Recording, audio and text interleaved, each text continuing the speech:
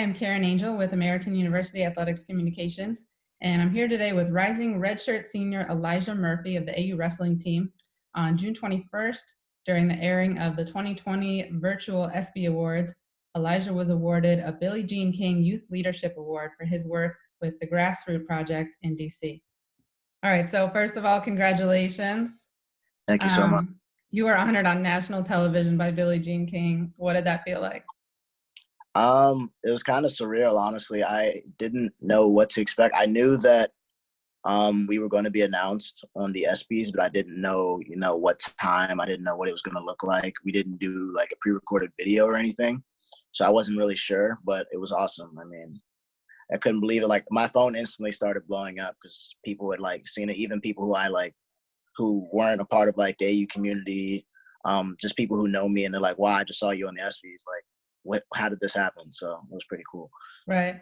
Yeah, I was going to say it hasn't even been a full day, but I'm sure a lot of people have been coming out of the woodwork. That's cute. I mean, especially after we've all been kind of isolated for the last few months, this must feel pretty nice to hear from so many friends and fans. Yeah. It's been a while since I've heard from some of these people because, COVID and people's trying to, stay safe and healthy and they're at home. But a lot of people reached out to me and saying like, you really deserve this. No one's more deserving than you are of this. Congratulations, things like that. And it's been really cool. So. Wow. When did you find out you've been nominated, and when did you find out there was a chance you'd been selected? I think so. I found out about, I want to say like a month ago. So about a month ago, Tyler Spencer, who is like one of the head people at Grassroots, reached out to me and Nia and let us know that they nominated us for this award. And they started asking for, like pictures of us and the kids, or like pictures with us with the Grassroots shirt on. So that's when I first found out that I was nominated. Mm-hmm. And then I think like a week or two later, I found out that we actually got it. So. Oh, so you've known for a little while. A little while. They told us we couldn't say anything. Okay. So. Well, that's pretty cool. At least you had some time to let it sink in. Yeah, I didn't. When I was told about it, I didn't fully understand, the scope of the award. I didn't really understand. I was like, oh, this is cool. Like, I know they're giving money to Grassroots, which is awesome. But I didn't realize like it was going to be on the ESPYs. And I didn't realize like because of COVID, like the magnitude of the award wasn't really as understand it as it would have been. Like I would have been in LA right now, had COVID not have happened. And like, it's kind of hard to imagine that since like this is all happening from home and virtual and like things like that. But I have an opportunity to meet them in New York in a few weeks. Will you meet Billie Jean King? I believe so. I believe she is going to be there.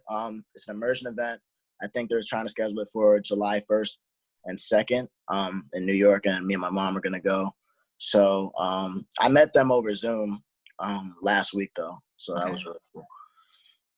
That's awesome. Obviously, the time constraints of the broadcast didn't allow them to tell us too much about why you won the award. Can you fill us in a little more on what you've done with Grassroot Project and why you and Naya were nominated for this?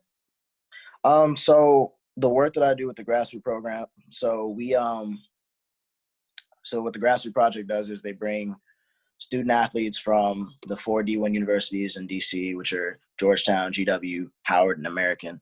And they bring us and they train us their curriculum. So we learn the sexual health curriculum, it's nutrition and physical health, and then they just added mental health. And we go to different middle schools around DC and we instruct on these topics, and we facilitate discussions using interactive and physically active games rather than like a lecture format. So that's kind of the work that we do. In terms of why me and Naya specifically were nominated, honestly, I wasn't expecting to be nominated. I didn't know about this award, honestly. It was a pleasant surprise, but I've tried to do what I can to help out with the Grassroot Project. I helped out with the pilot program because mental health was just instated, I think, either last year or the last semester.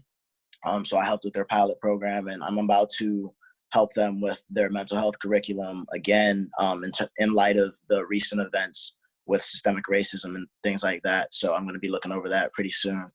Um, Other than that, I've been a part of the Grassroot Project for about a year, I think a year and a half now. I started in spring semester of my junior year. Mhm. So I've been a part of it for a little bit. And I know you also went to Paraguay last year with Courts for Kids.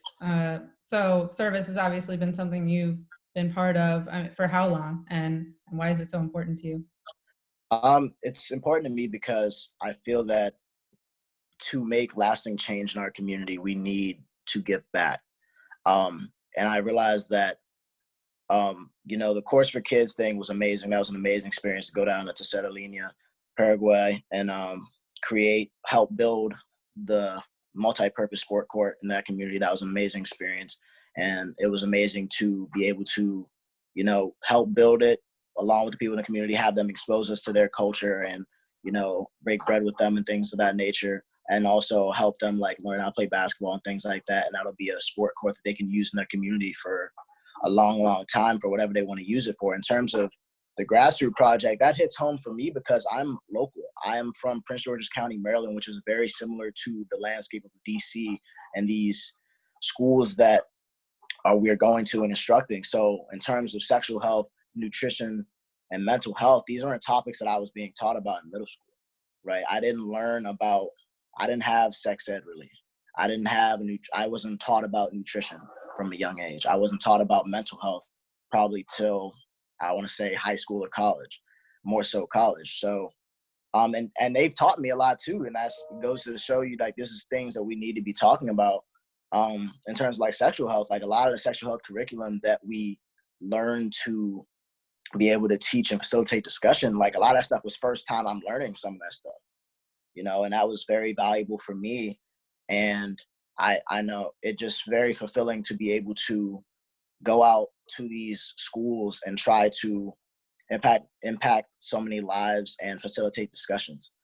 So that really hits home for me because I think that if the education is better and if we're talking about these topics at an earlier age, changes can be made in the community because information spreads, and if things aren't being talked about, that information is lacked. And I know in the future, I mean, you're getting your psychology degrees. I'm going to touch on that in a minute. Um, services, people do all kinds of things for service, whether it's, reading to kids, tutoring, painting, facility, like obviously so many things, but you're really using your status as a student athlete, um, to help middle schoolers with physical activity and the sport court in Paraguay. Um, I mean, I feel like you're really using your strengths to do service, and that must feel really nice. It does, and I mean, it also helps me. It helps. I've been able to grow so much from these experiences and what I've learned and what I've experienced because, I would say I'm a more of an introverted person.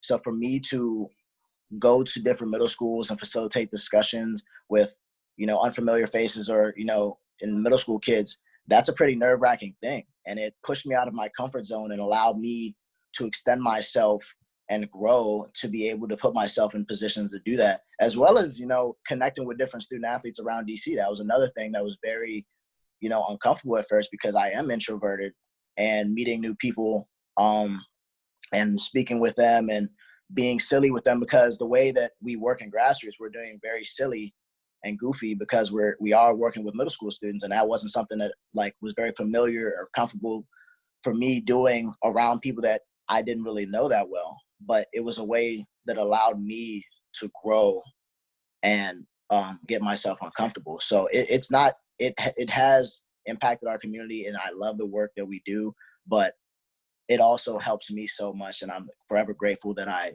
took the step out to attempt to join the Grassroot Project and the work that we've been able to do.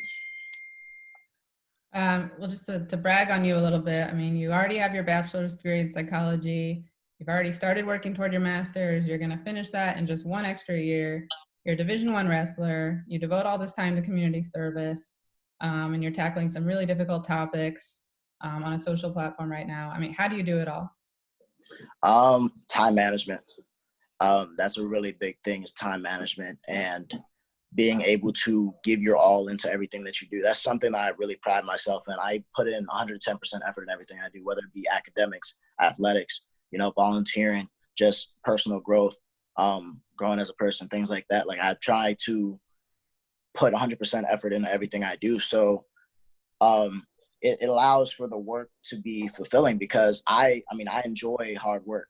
I enjoy the grind. I enjoy pushing myself, being uncomfortable, and growing. So that helps me try to manage all these different things, because I'm enjoying it. I enjoy my work at the Grassroot Project. I enjoy wrestling.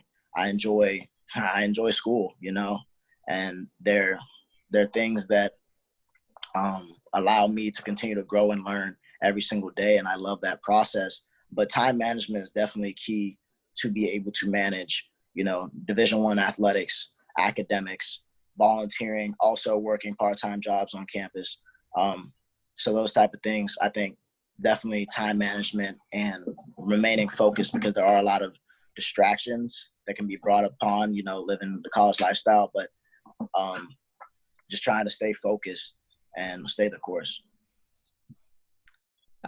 Whatever stereotypes there are out there about wrestlers, I've certainly unlearned in working with your team for a year. You guys are all amazing, but does it mean a lot to you to be able to represent your sport in such a positive way in so many areas? Yeah, I love the fact that I get to wear, AU wrestling while I'm doing these things, and put AU wrestling and just wrestling as a sport on the map, because I feel that wrestling does not get as much love as it probably should.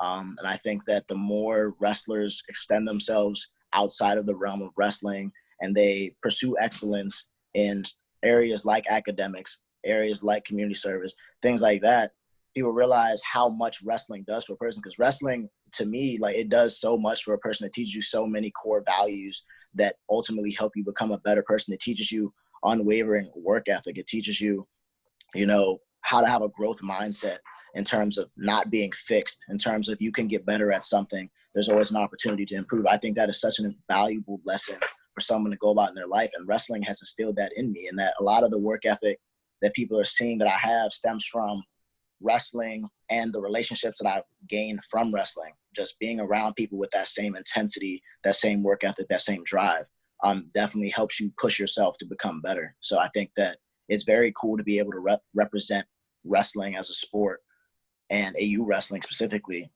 while doing things and hopefully, representing them well. So let's look 5 years down the road. You've completed your master's, you've completed your PhD. Where are you working? Who are you helping? So ideally, I want to be a clinician. I want to be able to be conducting therapy.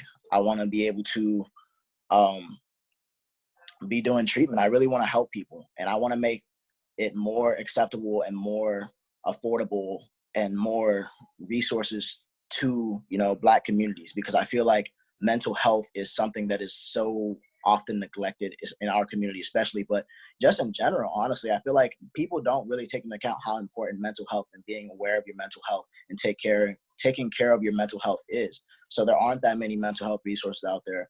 There aren't that many, talks about it, and it's not really socially acceptable to um, talk about your mental health or be aware of them, depending on what, demographic you belong to. And I feel that for my work, I definitely want to be able to help people, whether that be, a clinician, whether that be me doing research, whether that be me teaching. With a PhD, I can do all of those things, hopefully. So at some point, I want to be able to, be a college professor. I want to be able to have my own clinic or work in a clinic and help people. And I want to perhaps do research and have my own lab.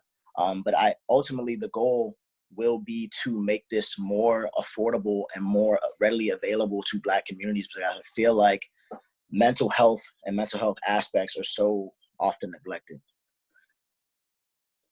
Well, I think you're a really impressive person. You've got some big goals and you've already accomplished a lot.